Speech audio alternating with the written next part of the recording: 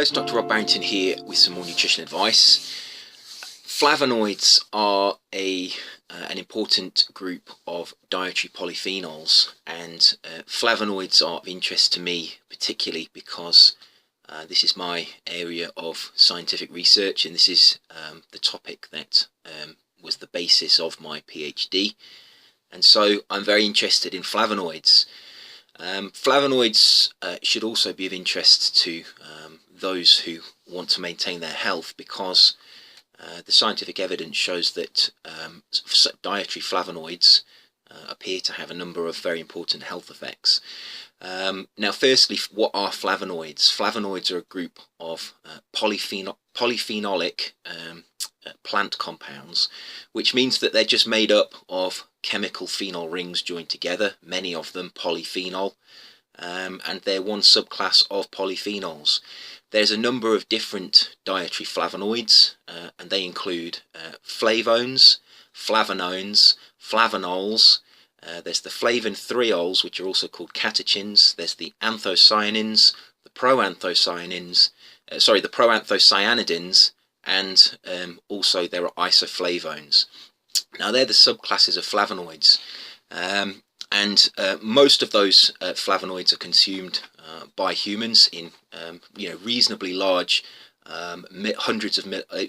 tens of milligrams to hundreds of milligrams of total flavonoids per day, made up of a mixture of those subclasses, and that which flavonoids you consume really depends on the types of food you eat.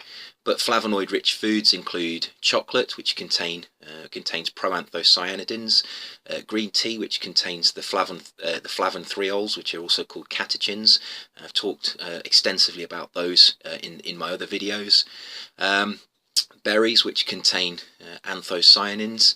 And then you've got a general, for example, quercetin, which is a flavanol, is present in many foods. It's particularly highly concentrated in onions, but most of the foods that come from plant sources will contain a mixture of smaller amounts of those different flavonoids. So fruits and vegetables are where we need to get our flavonoids from, because fruits and vegetables synthesize these flavonoids for their own tissue defenses.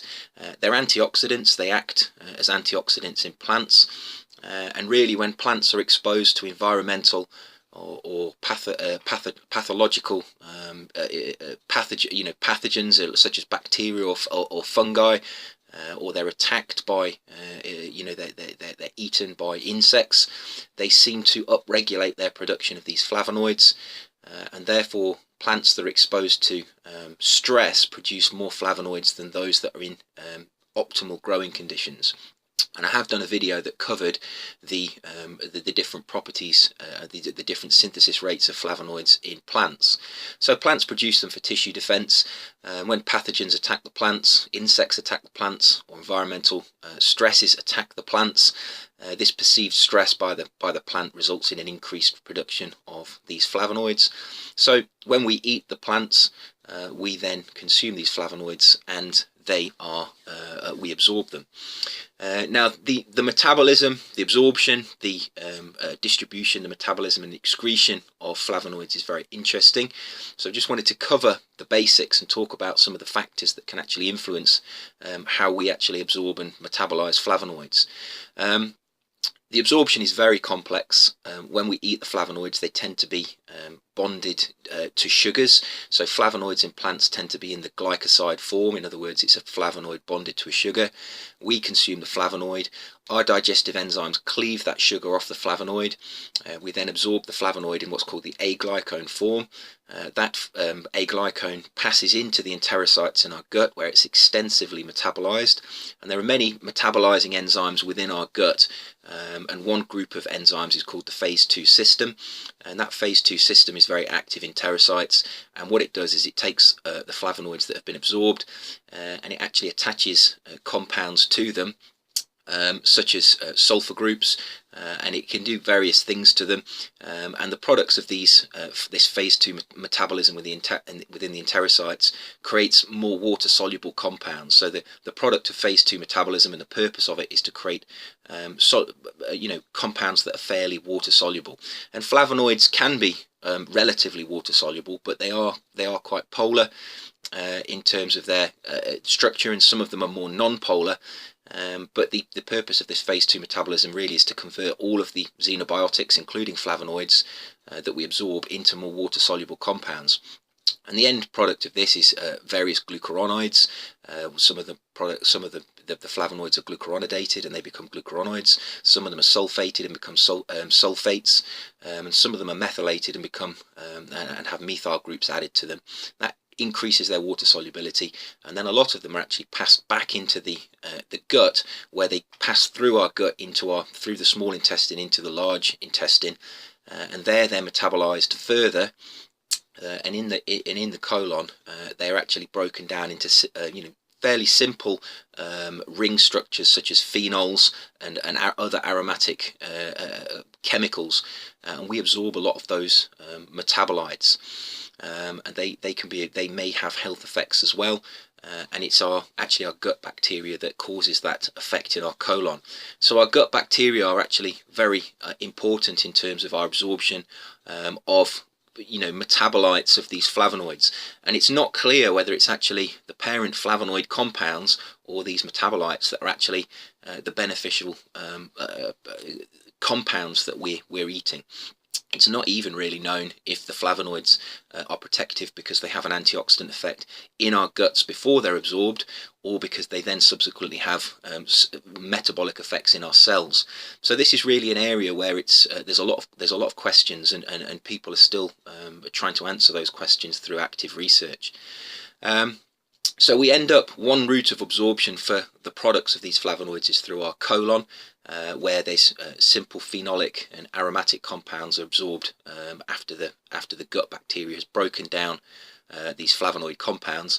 And then some of the flavonoids that passed into the enterocytes do actually make it into the hepatic portal vein, which is the vein that carries the blood from the enterocytes to the liver, and these metabolites then undergo further metabolism, and they can either undergo if they haven't been undergone phase 2 metabolism, they may undergo phase 1 metabolism, and then subsequently be excreted in the bile after passing through the phase 2 system. And some of these flavonoids never really get into our biological tissues because they go to the liver, they're metabolized further, and then they're excreted in the bile. But some of them do go to the liver, they're metabolized further, there may be phase 2 glucuronidation, sulfation, there may be methylation. And these conjugates, these mixed conjugates, having passed through this extensive barrage of metabolism and all these metabolizing enzymes, some of them do actually enter the plasma. As they're water-soluble compounds, they're now, because they've passed through this phase 2 metabolism, they're very water-soluble, so they can accumulate in our plasma. And studies show that after you've eaten flavonoid-rich foods, you do get this increase in the flavonoid content of your blood. So we know they're absorbed. It's very difficult to say which forms are absorbed because they're constantly being metabolized. They're metabolized in the enterocytes, they're metabolized in the liver, and they're also metabolized by our gut bacteria. And some of the compounds do make it as flavonoids into our blood. And if you look at animal experiments where animals have been sacrificed and their organs have been sampled, the flavonoids do appear to also accumulate in an animal tissue. So they do get into our tissues. Now the assumption is that they may have similar effects in our tissues as they do in plants, which is a general antioxidant effect. They have hydroxyl groups, which are OH groups on their structure, and those hydroxyl groups allow them to act as reducing agents. and that means that they become antioxidants. So they are likely antioxidants in plants, and there is some evidence that they have antioxidant effects in humans as well, and we know they're in our tissues, and therefore the implication is that they are important dietary antioxidants. And we know they do interact with other antioxidants. There's been a lot of research in this area, and I think although some people say there are still questions around this, I think that generally the consensus in science, in nutritional science, is that these flavonoids, they're absorbed, they're metabolized, but they do ultimately increase the antioxidant potential of our tissues. Whether that's a direct effect or an indirect effect, it's not entirely clear, but I think that can be inferred from the nutritional literature. So they're very extensively metabolized, they're very difficult to measure. A lot of these phase 2 metabolites, being water soluble, obviously now can be excreted by the kidney. The kidney is very good at excreting water soluble compounds, and this is the purpose of phase 2 metabolism: create water soluble compounds that can be excreted in the urine very easily. And ultimately, obviously, after you've eaten flavonoid rich foods, as that excretion process occurs, there is a peak, let's say a few hours to many hours following the consumption of flavonoid rich foods, and then after a while the flavonoids obviously start to, the plasma concentrations, the blood concentrations start to go down as they're excreted in the urine. And there's a number of factors that are going to affect this absorption, metabolism, distribution and excretion of flavonoids. I found a reasonably good journal paper that covers this, and I'll put that in the link below this video, so you can just have a look through it. But I'll cover some of the factors that they mention. It appears that as we age, one of the factors that may affect the distribution and the absorption and metabolism, excretion of flavonoids is our age. Our livers and our kidneys work at different efficiencies. As we get older, our tissues become less efficient, and so therefore there is some evidence, mainly from animal studies, that as you age, there may be changes to the rate that you metabolize or absorb or even excrete these flavonoids. But that's not too clear. What is more clear is there does seem to be differences between the sexes. There's been quite a lot of animal studies that have looked at male versus female animals in terms of how they absorb and metabolize these flavonoids, and there does appear to be quite a variation there, and that might come down to the fact that the sex hormones ultimately are also dealt with by the liver. They go through various enzyme systems, and therefore, because there's different hormones in the plasma, that has a very big effect on our biochemistry. So it's not surprising. You can usually find differences in the absorption and metabolism of most nutrients if you look at between male and female subjects. So that's not surprising either. I've talked about biochemical individuality before. We're all biochemically different, and we have various different genes that produce different isoforms of enzymes. Some of us are missing particular enzymes. Some of us have expression of particular proteins at a higher expression rate than others, and this gives us our biochemical individuality. We all look different on the outside, and biochemically all our metabolic pathways are slightly different on the inside as well. And this is one of the biggest factors. Up to about 50% of the variation in the absorption, metabolism, distribution, and excretion of flavonoids is thought to be accounted for by this biochemical individuality. Researchers look at things like polymorphisms, which are differences in genes between different individuals, and we do express different types of we do have different metabolic pathways. They work at different efficiencies. And so again, that's not surprising, and it's probably the biggest factor in terms of how we have these different effects, and flavonoids affect people differently. One group of people, for example, could be very efficient excretors. They could have a very efficient phase 2 conjugation and excretion of these compounds in the urine, and therefore their plasma levels may not peak as high as perhaps people that don't undergo that process so much. So the differences that we see, for example, in the plasma levels of flavonoids after they've been absorbed is directly related to the efficiency of these enzyme systems, and this is why we see such variation between animals of the same species. And many human studies that have looked at the plasma levels of flavonoids following the consumption of flavonoid-rich foods have found a huge variety. Virtually undetectable plasma levels in some people, huge, very large peaks in others. So it's very difficult to actually predict how you're going to absorb, metabolize, excrete and distribute these flavonoids within your tissues. And unless you go through a process where you're involved in some kind of clinical trial and you have these compounds measured, which clearly is not practical because there are so many compounds and there are so many factors to consider, it's virtually impossible to know how you're going to react and how you're going to how these compounds are going to have an effect on you.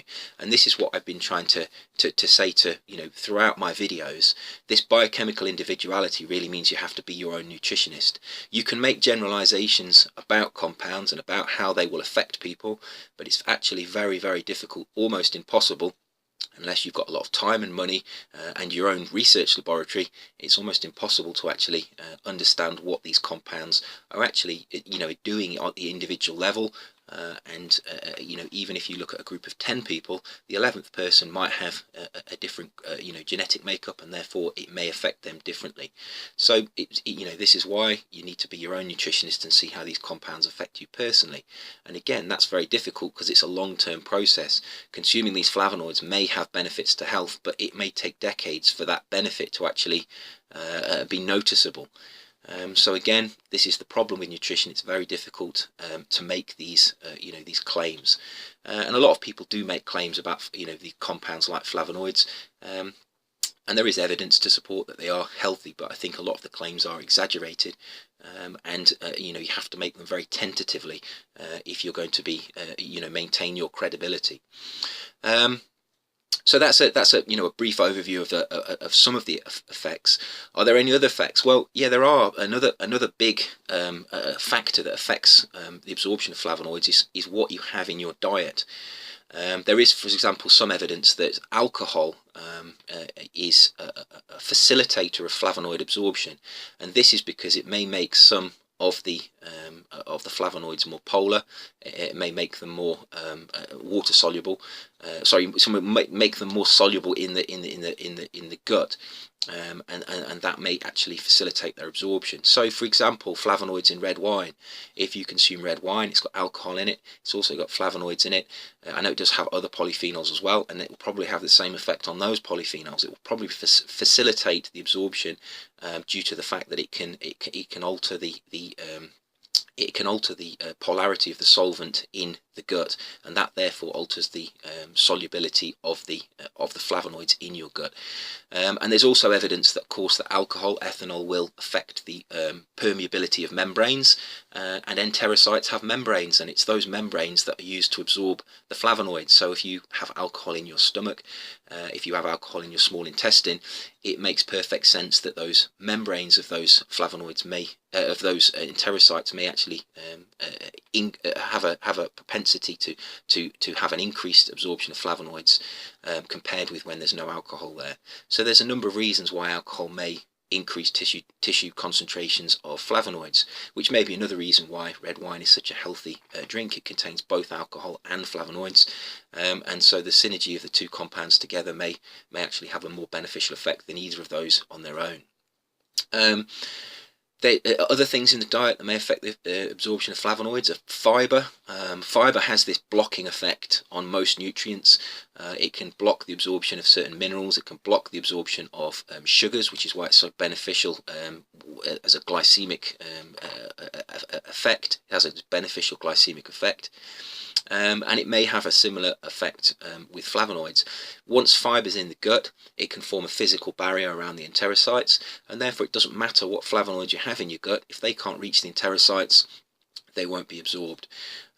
So fibre can have this blocking effect on flavonoids, and there is evidence that those people who consume flavonoids with very high fibre diets may absorb lower amounts of the flavonoids. That doesn't mean that ultimately they won't have a health effect, because they could pass to the colon, where, like I say, they're metabolized into phenolic and aromatic compounds, and then they're absorbed subsequently. So it's very difficult to say, but we do know generally that these dietary factors, fibre and alcohol, are likely to have some kind of influence on the absorption of flavonoids. And then obviously flavonoids will compete with each other for absorption. Flavonoids are very similar. They will use the same, they will use very similar routes for absorption, and therefore if you have very high concentrations of one particular flavonoid in your gut, there is a logical suggestion that you could say, well, that is likely to inhibit the absorption of some of the other flavonoids that are present. And this is where I really want to go with this. This is one of the most important things, and it ties in with things that I've said before, that really you should be eating a range of compounds. Taking very high concentrations of a particular flavonoid, there is the possibility that could inhibit the absorption of other flavonoids that are at lower concentrations. They do have different solubilities. And they have this, there is evidence that some flavonoids are absorbed more readily than others. And therefore, it makes sense not to overconsume a single flavonoid, because you could therefore actually be having a detrimental effect overall if the very important flavonoids were then being inhibited. And this is what I've said about nutrients, and not just flavonoids but other phytonutrients. We're not really sure as a scientific community which of these flavonoids and which of these carotenoids are the most beneficial, or which are beneficial at all.